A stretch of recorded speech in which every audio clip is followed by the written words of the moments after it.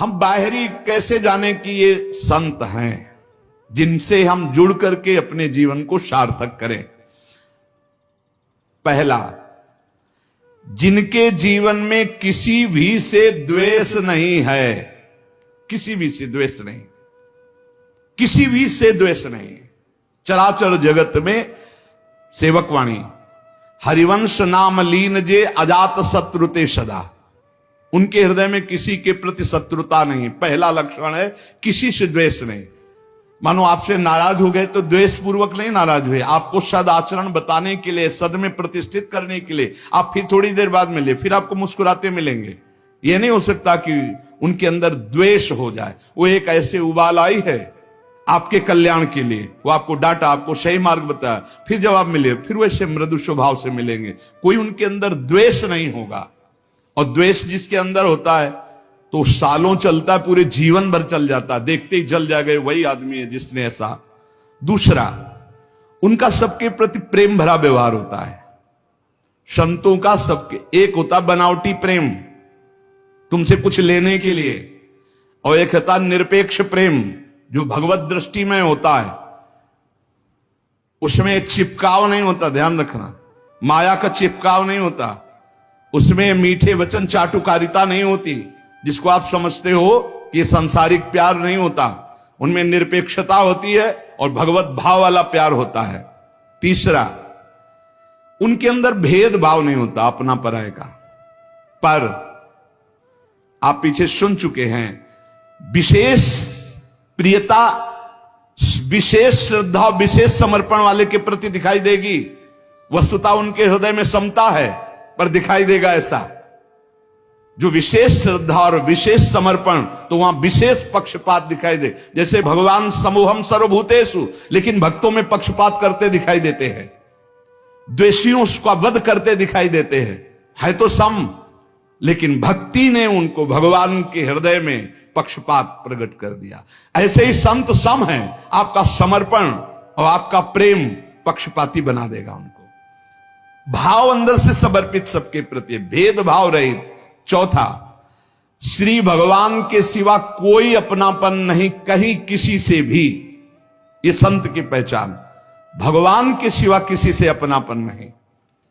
ये अपने हैं, ये शब्द नहीं। मेरे तो गिरधर गोपाल दूसरों न कोई। संत की स्थिति में, आंतरिक स्थिति में केवल भगवान, और वही सब रूपों में है, इसलिए सबसे प्यार।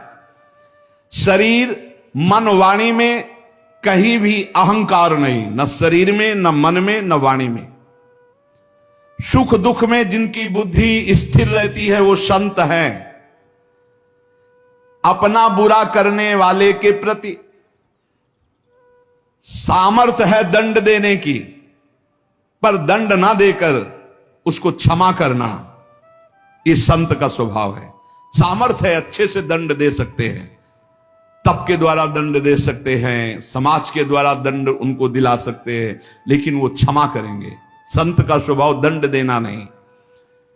अनुकूल और प्रतिकूल वस्तु या परिस्थिति या व्यक्ति या स्थिति में बराबर संतुष्ट रहना। चाहे अनुकूल परिस्थिति हो, चाहे अनुकूल व्यक्ति हो, चाहे अनुकूल घटना हो या प्रतिकूल परिस्थिति हो, प्रतिकूल वस्तु हो, प्रतिकूल घटना हो, उस समान स्थिति हृदय की रहना। चित्त का निरंतर योग युक्त रहना। योग युक्त किसे कहते हैं? निरंतर भजन चलते रहना। तेसाम सतत युक्ता नाम भजताम प्रीतिपूर्वकम ददामि बुद्धि योगम तम। निरंतर भगवान के चिंतन में डूबे रहना संत का लक्षण।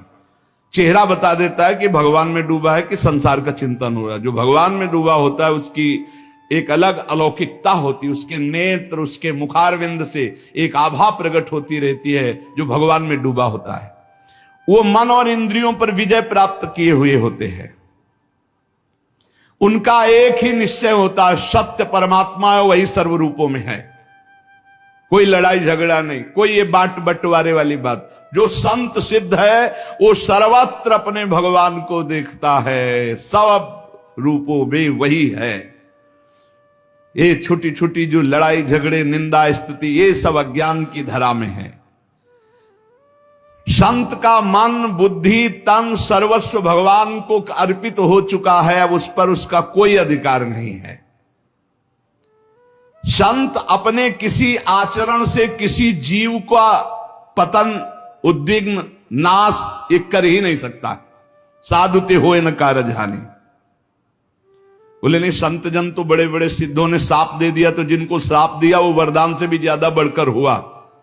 जिनको भी श्राप दी, जा वृक्ष हो जा, तो कहा कि नंदालय के नंदलाला का दर्शन और इस पर संभाषण प्राप्त हुआ नलकूबर मणिग्रीव को।